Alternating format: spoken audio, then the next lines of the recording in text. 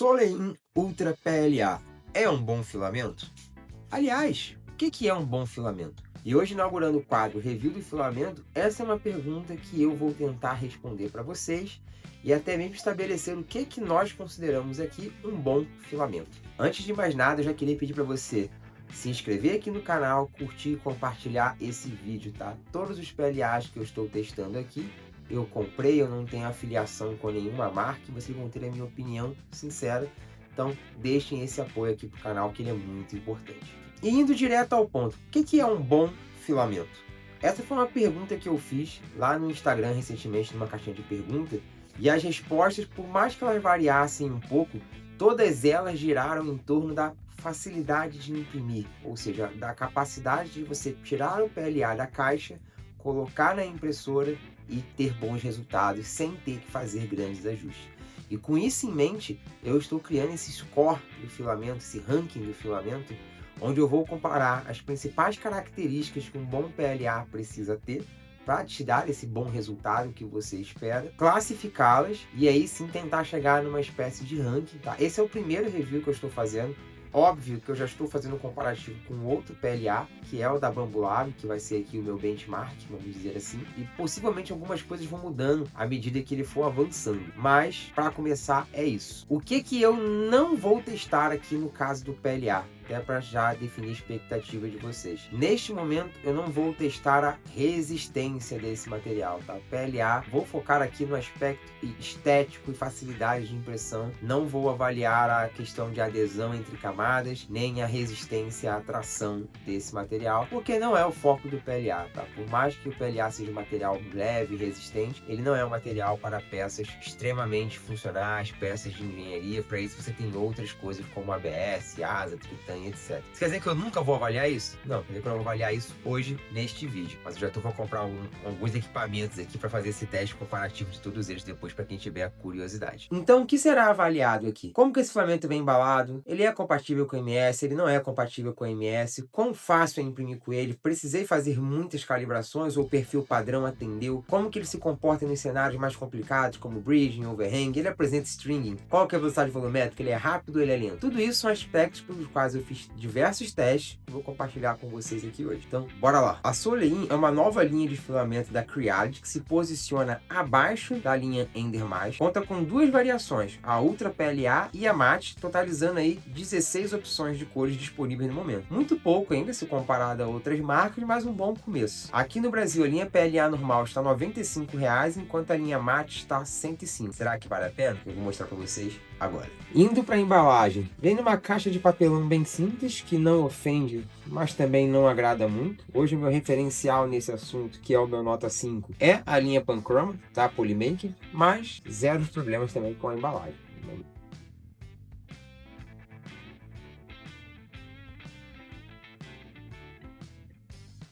Bem, o carretel veio bem embalado no vácuo. E esse aqui deve ser o 8º que eu abro dessa linha. E todos eles vieram com o vácuo preservado, já é um ponto positivo.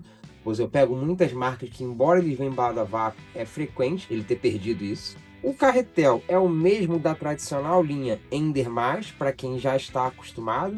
Então ele é compatível com o AMS e ele é compatível com o CFS. Esse filamento, para quem tem Creality, ele não tem o NFC, que dá aquele comportamento da Bambolab de identificar automaticamente qual é o filamento. O saco que ele vem não é reutilizável e ele não tem um ziplock, vem com uma sílicazinha. E aqui está o nosso carretel. Como eu disse, compatível com a AMS Lite, compatível com a AMS fechada e obviamente compatível com o CFS. O rolo vem com rolamento padrão, dá nada muito bom, mas também não é ruim. E aqui logo no carretel a gente tem informações de qual que é o produto, qual que é a cor, diâmetro, temperatura recomendada de impressão e velocidade. Ele diz que aguenta de 30 a 300, mas será que é isso mesmo? Só tem um jeito de saber, que é testando. Em relação à embalagem, então, temos uma caixa simples, com pouca informação, pouca possibilidade de identificação rápida do que se trata. Não vem com sapos e pilote, mas vem embalada a vácuo, muito bem embalada a vácuo. Então, para embalagem, eu vou dar uma nota 3 estrelas. Hoje, o meu referencial de 5 estrelas nesse sentido é a Polymaker com a linha Panchroma. Com relação ao carretel, eu vou dar uma nota de 4 estrelas, tá? É um carretel compatível com AMS Lite, com AMS fechado, CFS, N-Cubic, vem até bem enrolado, permite que você veja facilmente quanto de filamento você tem ainda, e só não vou dar 5 estrelas por conta do enrolamento, tá? Hoje o meu padrão de enrolamento, assim, o melhor que eu vi foi o da Conja. Com relação à facilidade de uso e qualidade da impressão, que é o que vocês de fato querem saber, o PLA da Sony se mostrou muito fácil de utilizar. Quando a gente olha as torres de temperatura, e eu fiz uma para o branco e para o preto, você não percebe nenhuma temperatura com uma qualidade ruim, tá? Elas performam muito bem. Então isso permite que você possa escolher de acordo com o tipo de peça e característica daquilo que você está imprimindo. Por exemplo, uma peça que você quer uma resistência mecânica maior, onde você quer priorizar a adesão entre camadas, eu utilizaria tranquilamente o 220. Uma peça onde tem uma estética mais delicada, possui partes mais complicadas de impressão, como overhangs e bridge, eu utilizaria a temperatura ali na casa de 205. Na calibração de Flow Rate e Pressure Advance, ele ficou igual ao perfil Generic High Speed, então não preciso calibrar esse filamento, basta deixar ali a calibração automática dessa Bambolab A1 ativa, botar o PLA Generic High Speed e você já vai começar a ter bons resultados. E isso se prova olhando para o bench que foi impresso usando o perfil padrão. Se você olhar, ele não tem nenhum grande detalhe aqui que a gente precise tomar uma atitude drástica para resolver, como calibrar a pressão, calibrar alguma coisa. Esse aqui foi feito usando a temperatura de 205 graus e ele não apresenta grandes marcas, exceto por alguma outra questão aqui no overhang da cabine, mas muito pequeno. Novamente, um bench como esse, eu não gastaria muita energia calibrando o filamento. Quando a gente olha para a precisão dimensional, que é algo que você deve avaliar num bench também, ele ficou ali dentro da casa dos 98% de precisão, que é o normal para o processo de FDM com PLA, tá? Então, quando eu pego aqui, por exemplo, a medida de ponta a ponta dele, que deveria dar 60, eu obtenho 59,8. Cara, tá muito bom. Eu medi várias aqui, eu não vou ficar mostrando todas para vocês, mas ele apresenta boa precisão dimensional. E isso é muito importante quando você vai fazer peças com encaixes e impede vocês de ter que ficar aumentando muito as suas tolerâncias. Com relação à velocidade máxima volumétrica, que é outro fator importante de calibração, eu encontrei dois resultados, tá? Um para temperaturas mais altas, como 220, e o outro para temperatura onde eu acho que ele tem um uso melhor, que é 205. No 205 ele ficou com valor de 18, enquanto no 220 eu achei 21. Isso traduz aí em velocidade para você usando camada de 0,2 e bico de 0,4 de 225 e 260 respectivamente.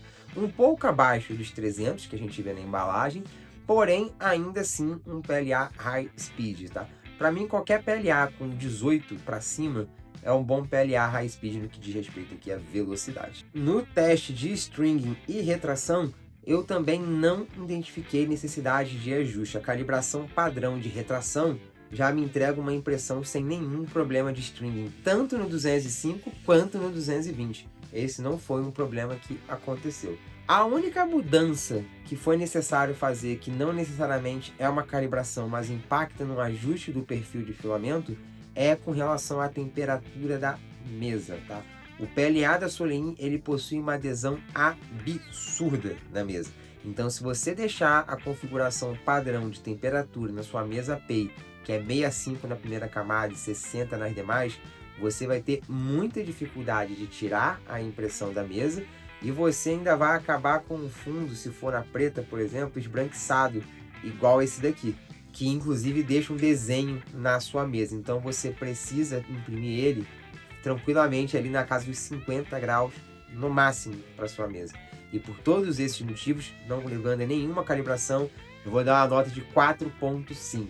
Demanda um pequeno ajuste mínimo, mas que se você esquecer, ele vai te dar dor de cabeça. Agora, indo para dois aspectos que influenciam muito a qualidade da sua impressão e a facilidade de imprimir, eu também fiz um teste onde eu vou olhar para o overhang e um teste onde eu vou olhar para o bridging. E aqui eu já quero fazer um disclaimer, tá? Eu fiz o teste usando o PLA preto e o branco. Alguns não deu diferença alguma, eu vou trazer apenas o preto. Em outros, a diferença foi considerável, o que pode indicar que você precise conferir cor a cor desse filamento, o que não é exatamente incomum, tá? Cada cor de PLA tem aditivos diferentes que podem impactar o seu comportamento. Mas quando eu olho a questão do bridging, por exemplo, no PLA preto, ele performou muito bem, comportamento semelhante ao PLA da Bambu. Em contrapartida, quando eu olho o bridging no PLA branco, ele performou com menos qualidade. Ele fica aceitável ali até os 4 centímetros na camada interna e na parte do swag embaixo, mas dali para frente ele já perdeu bastante qualidade. E aí você pode estar dizendo, então o PLA preto é melhor do que o branco?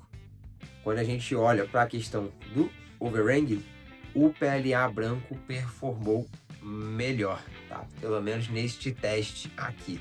Embora isso não tenha refletido muito na realidade de uma outra ferramenta de calibração e teste que eu vou mostrar para vocês agora. Um outro objeto que eu gosto bastante de imprimir para testar o filamento é o Kali Dragon. Eu já usei ele em outros vídeos aqui com vocês. E eu gosto porque ele tem curvas e detalhes sutis. Parece mais algo que a gente vai imprimir de verdade do que um barquinho. E ele é um dedo duro de overhang. Então quando eu olho para esse cara aqui, não me surpreendendo muito dado o outro teste, ele apresenta problemas nesse overhang aqui do chifre, tá? Mesmo você reduzindo a temperatura. Aí você pode estar se perguntando, mas tem como lidar com isso? Basta você reduzir a altura de camada, aumenta a largura de extrusão, ajusta a ventilação para ficar mais forte naquela área. Mas lembre, o objetivo do review do filamento é mostrar para vocês se o filamento é fácil de ser usado. Não se dá para você resolver os problemas que ele tem, porque, gente, qualquer filamento você consegue imprimir, tá? Aqui esse ele é muito fácil. Em relação a bridging, eu vou dar uma nota 4, ele performou muito bem, tá? Por mais que tenha essa discrepância do branco pro preto, a grande verdade é que dificilmente você vai fazer um bridging maior do que o 40, na verdade maior do que o 20, sem usar suporte. Em relação a overhang, eu vou dar uma nota 3, tá? Ele poderia performar melhor, comparando com o filamento da Bambu. Por exemplo, se você olhar o Kali Dragon, o overhang do chifre ficou perfeito, também usando o perfil padrão, sem nenhum outro tipo de ajuste. Com relação ao acabamento, eu vou dar a nota 5, tá? As camadas ficam muito bem escondidas, apresentam realmente uma boa adesão. No teste de temperatura, eu não pude perceber grandes variações de tonalidade com variação de temperatura. Isso torna a sua vida mais fácil. E onde eu percebi uma linha de camada mais destacada comparado com o meu benchmark, que é o da Bambu, é justamente onde tem um overhang, que a qualidade dele performa abaixo e ela fica mais evidente. Mas a gente já tem uma nota separada só para overhang. Então, qualidade do acabamento, nota 5. Em resumo, pessoal, é um filamento da Creality, que é uma marca muito conhecida. Em resumo, é um filamento da Creality, uma marca renomada, apresenta boa qualidade, fácil de imprimir, não necessita de calibração. O rolo é compatível com AMS, CFS, AMS fechado. Não me deu nenhum problema durante os 7 rolos que eu já usei. A única coisa que poderia melhorar um pouquinho mais é em relação a como ele é preso no carretel, pois ele já ficou preso ao final. E com um preço de R$ 95,00, ele se posiciona muito próximo dos filamentos nacionais com uma excelente qualidade, tá? Porque tenham em mente, pessoal, eu tô apontando problemas nesse filamento que são totalmente contornáveis e comparando ele com outro PLA que custa literalmente o dobro do preço. Então tenham isso em mente quando eu apontar que é o nota 3, porque o meu nota 5 é um filamento que está R$ 215,00 o quilo. Então, quando eu trago ele para a realidade de filamentos dessa faixa de preço, ele performa muito bem. Podem comprar sem medo, só não esquecendo de ajustar a temperatura da mesa, você não vai ter dor de cabeça com esse filamento. E se você assistiu esse vídeo até aqui, não deixe de se inscrever no canal, curtir esse vídeo, ativar o sininho para receber a notificação dos próximos e compartilhar no grupo de impressão 3D, que eu sei que você está enfiado em algum. Manda lá também. E se você achou que faltou algum teste específico que você gostaria de ver neste vídeo, me conta aqui nos comentários que eu vou avaliar a possibilidade de incluí-lo nos próximos. Até a próxima, pessoal!